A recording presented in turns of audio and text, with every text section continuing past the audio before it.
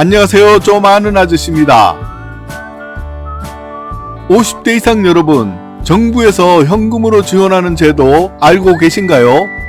50대, 60대, 70대도 해당될 수 있는 바로 근로장려금입니다. 신청만 하면 받을 수 있고요. 조건도 생각보다 까다롭지 않습니다. 오늘 내용 끝까지 확인하신 후 현재 신청 기간이므로 바로 신청하시기 바랍니다. 근로장려금은 소득이 적은 근로자나 사업자에게 정부가 현금으로 지원해주는 제도입니다. 1년에 한 번 또는 2번으로 나누어서 지급되고 소득에 따라서 많게는 300만원 이상 받을 수 있습니다. 그럼 어떤 분들이 받을 수 있을까요? 통계에 의하면 50대 이상의 분들의 60%를 차지한다고 합니다. 그것은 50대를 전후해서 회사를 그만두고 재취업을 하는 경우 많은 분들이 소득이 줄어들어서 그렇다고 발표되었습니다. 일단 근로장려금은 알바나 일용직으로 조금이라도 일을 하셨다면 근로장려금, 자녀장려금 신청 대상자가 됩니다.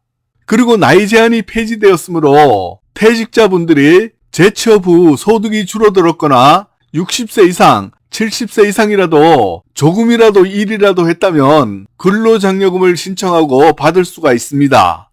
2025년 기준 조건은 다음과 같습니다. 가구 유형별로는 단독가구, 헛벌이 가구, 맞벌이 가구인데요. 단독 가구인 경우는 혼자 살고 있는 경우이고 총 소득은 2,200만원 이하일 때 근로장려금 신청 대상자이고요. 최대 받을 수 있는 금액은 165만원까지 받을 수 있습니다.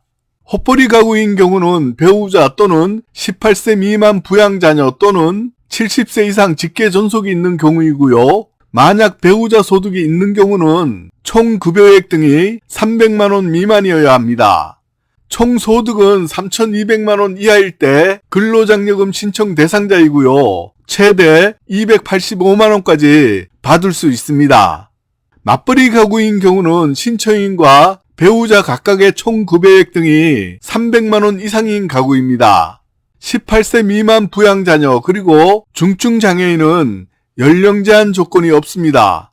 올해 기준은 총 소득이 3,800만원 이하일 때 근로장려금 신청 대상자이고요. 최대 330만원까지 받을 수 있습니다. 자녀장려금은 헛벌이 가구 또는 맞벌이는 총 소득이 7천만원 이하일 때 자녀 1명당 최대 50만원에서 100만원까지 받을 수 있습니다. 중요한 꿀팁 알려드릴게요. 근로장려금의 소득 기준은 세전 금액이 적용되고요. 총 소득을 볼 때에는 비과세, 퇴직금, 양도소득은 제외되고요. 이자, 배당, 연금소득은 해당이 됩니다. 배우자인 경우는 사실혼은 제외입니다. 그리고 현금으로 주고받고 국세청에 신고되지 않았다면 소득으로 인정 못 받으므로 근로장려금을 받을 수가 없습니다. 중요한 사항으로 2025년에 변경사항이 있습니다. 근로장려금 하반기 지급금액 산정 방식이 변경됩니다. 상반기는 기존대로 총 금액의 35%를 그대로 지급하지만 하반기는 상반기 35%를 제외한 65%인 나머지 금액을 모두 한 번에 지급되는 것으로 바뀝니다. 2025년에는 맞벌이 가구에게도 변동사항이 있습니다. 2025년에 달라지는 내용은 맞벌이 가구 총소득 상한액이 3,800만원이었다면 장려금 신청 대상자였다면 4,400만원으로 인상된 금액이 적용됩니다. 다만 근로장려금은 전년도 소득에 대해서 지급하므로 맞벌이 가구의 총소득 상한액이 올해 변경되었으므로 올해 소득이 4,400만원 이하이면 내년부터 신청 대상자가 된다는 점 알아두세요. 이로 인해서 내년에는 더 많은 가구가 근로장려금을 받을 수가 있게 됩니다. 그리고 재산 기준이 있습니다. 재산 요건은 매년 6월 1일 기준이고요. 주택, 토지, 건물, 예금, 전세보증금, 자동차, 현금성 자산 등의 재산 합계액이 1억 7천만원 이상, 2억 4천만원 미만인 경우는 최대 받을 수 있는 금액에서 50%만 지급됩니다. 재산에서 부채는 차감하지 않습니다.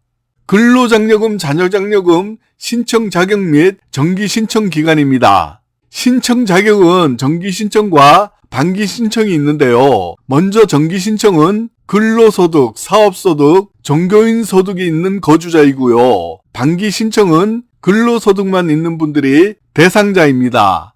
근로장려금은 가구별로 지급되는데 가구 내 2인 이상 거주자가 신청 시에는 1인에게만 지급됩니다. 정기 신청 기간은 5월 1일에서 5월 31일까지 신청해야 합니다. 이때 신청을 하면 지급 일자는 8월 말경에 받을 수가 있습니다. 만약 신청 날짜를 깜빡 잊으셔서 정기 신청을 못했다면 기한 후 신청을 하시면 되는데요. 기한 후 신청 기간은 6월 1일부터 11월까지 신청이 가능합니다. 다만 받을 수 있는 금액에서 5% 차감된 금액으로 받으니까 조금의 손해는 감수해야 합니다. 이제 막 정년 등을 해서 실업급여를 받는 경우에는 근로를 한 것으로 인정되지 않으므로 근로장려금을 신청할 수 없습니다. 혹시 사정상 신용불량 등으로 통장 압류 입장에 처해 있는 분들은 근로장려금, 압류방지 통장 등을 개설해서 사용하시면 185만원까지는 압류할 수 없으므로 전혀 걱정 안 하셔도 됩니다.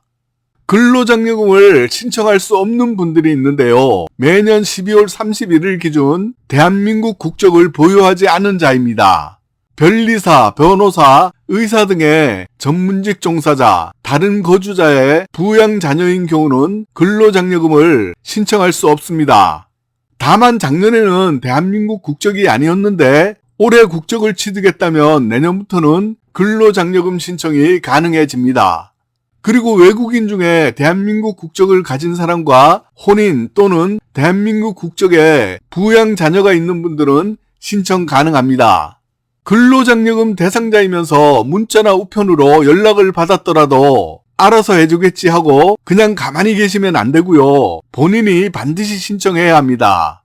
신청 방법은 모바일 손택스나 홈택스 또는 ARS 1544-9944로 전화하셔서 음성 안내에 따라서 신청하시면 됩니다. 근로장려금 자녀장려금 상담센터는 1566-3636입니다. 주의하실 점은 신청 또는 지급 기간에만 통화가 가능합니다. 여러분, 이건 정말 놓치면 무조건 손해입니다. 내가 받을 수 있는지 꼭 확인하시고 5월 안에 신청하시기 바랍니다. 오늘 정보 도움이 되셨다면 좋아요, 구독, 알람 신청 잊지 마시고요. 부모님께도 공유해 주세요. 다음 영상에서도 정부 지원금 꿀팁 또 알려드릴게요.